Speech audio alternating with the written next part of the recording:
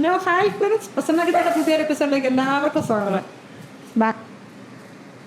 നമ്മളെ ബീഫ് വിന്താലും ഉണ്ടാക്കാനാണ് വന്നത്.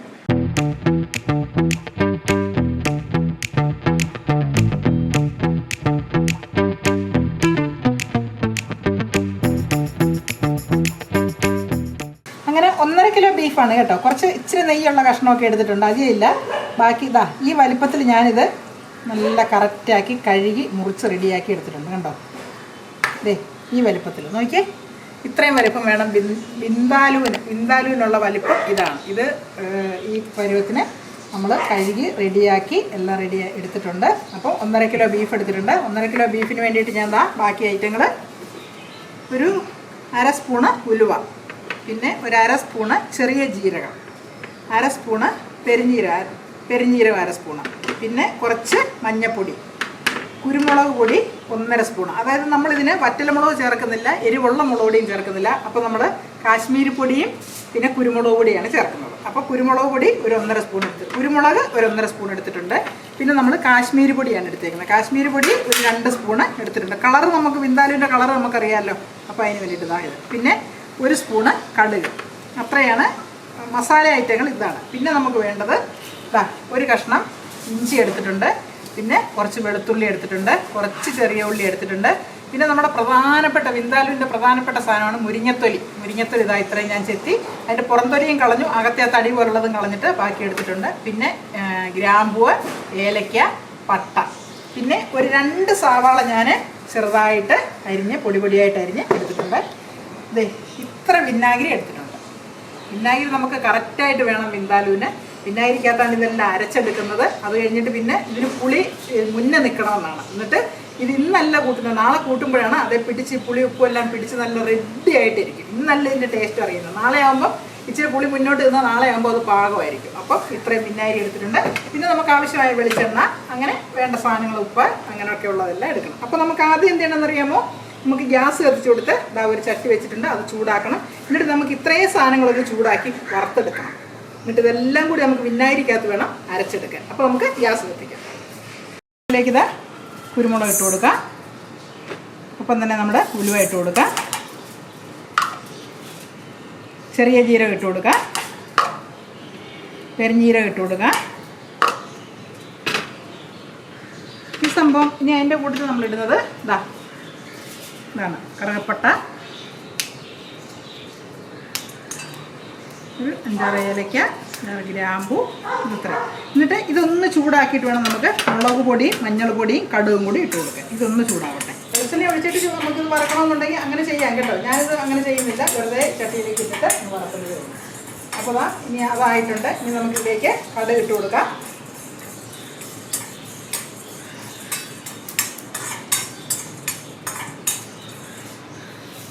കടുക് ഇട്ട് കൊടുത്തു. കടുകും ഉലുവയൊക്കെ ചെറുതായിട്ട് പൊട്ടാൻ തുടങ്ങിയിട്ടുണ്ട്. ഒത്തിരി അങ്ങ് മൂത്ത് കരിഞ്ഞ് പോകാൻ പാടില്ല. ഇനി നമ്മൾ എന്ത് ചെയ്യുന്ന പറഞ്ഞാൽ തീ അങ്ങ് ഗ്യാസ് അങ്ങ് ഓഫ് ചെയ്യുകയാണ്. പൊട്ടാൻ തുടങ്ങിയിട്ട് നമ്മൾ ഫ്ലെയിം ഓഫ് ചെയ്തു. ഇനി നമുക്ക് ഇതെന്താ ഈ മുളക് പൊടി ലാസ്റ്റ് ഇടുന്നത് നിങ്ങൾക്കെല്ലാം അറിയാമായിരിക്കുമല്ലോ അല്ലേ? എന്താണെന്ന് വെച്ച് കഴിഞ്ഞാൽ അത് കരിഞ്ഞു പോകും. ചട്ടി ഇരുമ്പ് ചട്ടിയാണ്. അപ്പോൾ നമ്മൾ നേരത്തെ ഇട്ട് കഴിഞ്ഞാൽ എന്നാൽ പച്ചമണം ഒന്ന് മാറുകയും വേണം. പിന്നെ നമ്മൾ ഒന്നുകൂടെ വഴറ്റുന്നുണ്ട് എണ്ണയ്ക്കകത്തിൽ. എന്നാലും മഞ്ഞൾപ്പൊടി ഇട്ട് കൊടുക്കാം.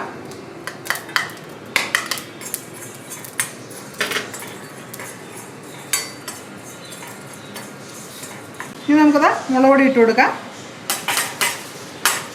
ഇതൊന്ന് തണുത്തിട്ട് വേണം നമുക്ക് അരയ്ക്കാനായിട്ട്. അപ്പോൾ അതുവരെ ഇത് ഈ ചൂടിൽ തന്നെ ഇരുന്നൊന്ന് ചൂടായി ഒന്ന് തണുത്ത് വരട്ടെ.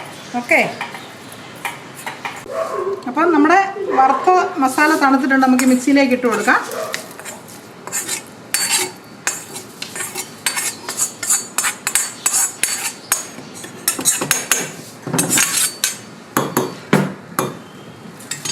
ഒപ്പം നമ്മുടെ ഈ വെളുത്തുള്ളി, പിന്നെ ആ ചെറിയ ഉള്ളി, പിന്നെ നമ്മുടെ മുരിങ്ങയുടെ തൊലി. ഈ മുരിങ്ങയുടെ തൊലി, ഉലുവ, കടുക്, ഇത് ഇത്രയും പ്രധാനമാണ് വിന്താലുവിന് കേട്ടോ. ഒരിക്കലും ആരും അത് ചേർക്കാതിരിക്കരുത്. പിന്നെ ഈ ഇഞ്ചി എല്ലാം കൂടി നമുക്കിതൊന്ന് നല്ലതുപോലെ ഒന്ന് ഈ വിനാഗിരി ഒഴിച്ചിട്ട് അരച്ചിട്ട് വരാം ഞാൻ. അപ്പം ഞാൻ പോയി അരച്ചിട്ട് ഓടി വരാം. ഓക്കെ. അങ്ങനെ നമ്മുടെ വിന്താലുവിൻ്റെ മസാല അരച്ച് റെഡിയാക്കി കൊണ്ടുവന്നിട്ടുണ്ട് കേട്ടോ. ഇനിയും ഇതിൻ്റെ ബാക്കി ഇതാ വിനാഗിരി ഒഴിച്ചിട്ട് അരച്ചു. പിന്നെ ഇത്രയും വിനാഗിരിയേ ഉള്ളൂ. നമുക്കിതിൻ്റെ ഇതിനകത്ത് ചേർക്കണം. ഇനി നമുക്കതാ കുക്കർ വെച്ച് കൊടുത്തിട്ടുണ്ട്, ചൂടായിട്ടുണ്ട്. നമുക്ക് വെളിച്ചെണ്ണ ഒഴിച്ചു കൊടുക്കാം.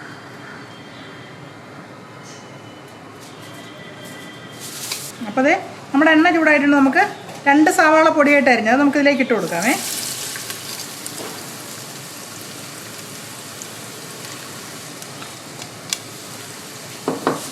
നമുക്ക് സവാള ഒന്ന് വഴറ്റി കൊടുക്കാം.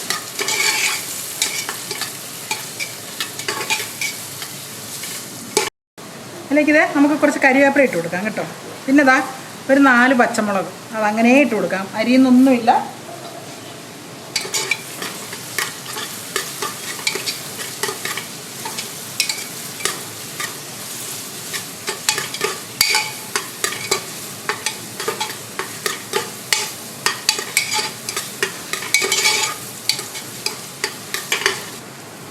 ഇങ്ങനെ നമ്മുടെ പച്ചമുളക്, കരിവേപ്പില, സവാള ഇത്രയും വഴണ്ടിട്ടുണ്ട്.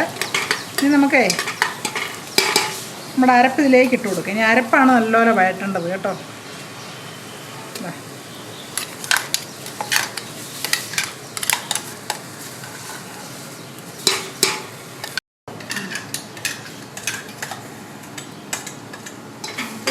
അരപ്പ് നല്ലപോലെ വഴറ്റിയിട്ട് വേണം ഇതിലേക്ക് നമുക്ക് ബീഫ് ഇട്ട് കൊടുക്കാനായിട്ട്.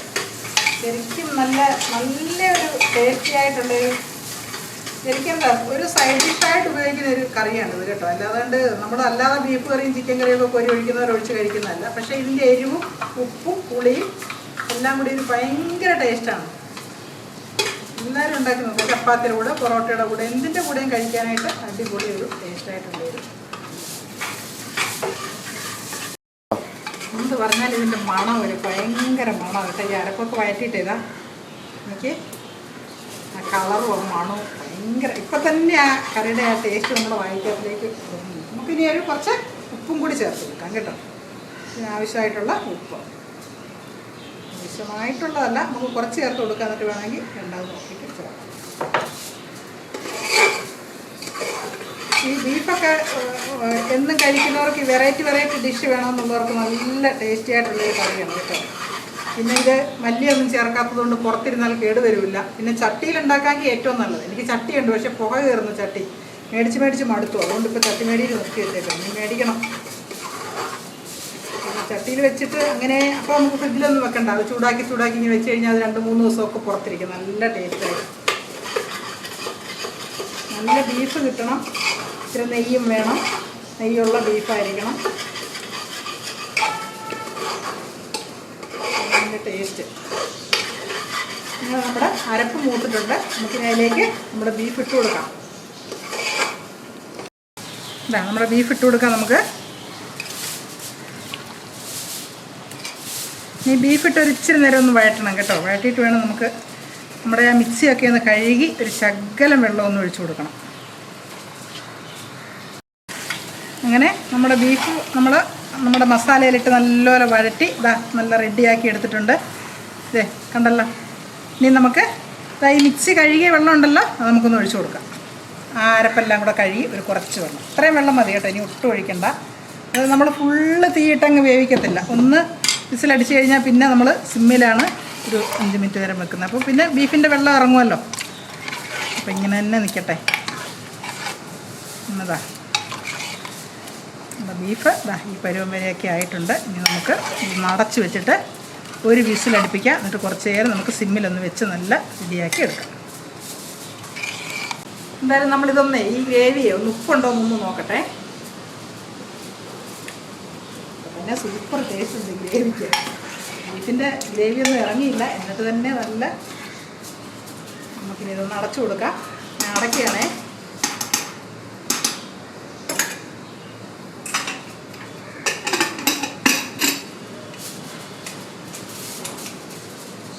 ഒരു വിസിലടിക്കട്ടെ. എന്നിട്ട് നമുക്കൊന്ന് സിമ്മിലേക്ക് വെച്ച് കൊടുക്കാം. അപ്പോൾ അവിടെ നിന്ന് ഒരു വിസിലടി.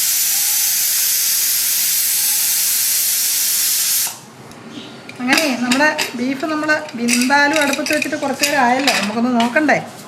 നമ്മളൊരു വിസിലടിച്ച് പിന്നെ ഇച്ചിരി നേരം സിമ്മിലും വെച്ചു നിർത്തി. ഇനി നമുക്കൊന്ന് ഒന്ന് കത്തിച്ച് വെള്ളമൊക്കെ ഒന്ന് നോക്കാം. ഒന്ന് ഇളക്കി ഒന്ന് കത്തിച്ച്. വെള്ളം കുറച്ച് വറ്റാനുണ്ട്. ഉണ്ടോ വെള്ളം ആദ്യം ഒഴിച്ചിട്ടില്ല, പക്ഷേ കുറച്ച് വെള്ളമുണ്ട്. ദേ കണ്ടോ, ഇതൊന്ന് വറ്റി കുറുകി വരണം. ബീഫ് വെന്തോന്ന് ആദ്യം നമുക്ക് നോക്കാം, ഇല്ലെങ്കിൽ ഒന്നുകൂടി അടച്ചു വെക്കേണ്ടി വരും. നമ്മുടെ ബീഫ് ഇച്ചിരി കൂടി വേകാനുണ്ട്. നമ്മളപ്പോൾ ഒന്നുകൂടെ അടച്ച് ഒന്ന് കുറച്ച് നേരം കൂടി നമ്മൾ ആദ്യം തുറന്ന് നോക്കിയപ്പോൾ വെന്തില്ലായിരുന്നല്ലോ, രണ്ടാമത് അടച്ച് വെച്ചല്ലേ. ഇനി നമുക്ക് ഒന്നുകൂടി നോക്കാം. വേറെ കുറച്ച് നല്ല റെഡിയായി ഇപ്പോൾ.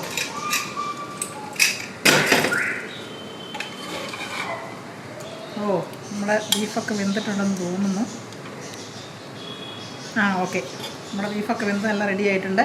നമുക്കിനി വേണമെങ്കിൽ ഇതിലോട്ടൊന്ന് ഒഴിച്ചു കൊടുക്കും. ഇത് കുക്കർ നിറയെ അങ്ങ് കരിയായി കാറ്റുകൊണ്ട്.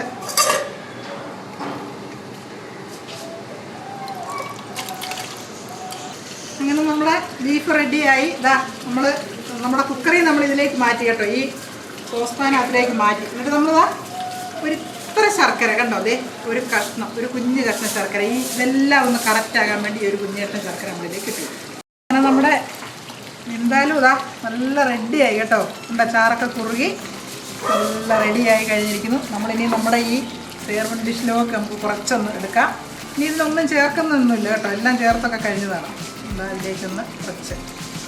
പിന്നെ നമ്മുടെ ഹോസ്റ്റലിലൊരു 3-4 കുട്ടികളുണ്ട് കേട്ടോ, അവർക്ക് ഗ്രേവി വേണമായിരിക്കും. അതുകൊണ്ട് കുറച്ച് ഗ്രേവിയായിട്ട് ഇരുന്നോട്ടെ എന്ന് ഞാൻ വിചാരിക്കുന്നു.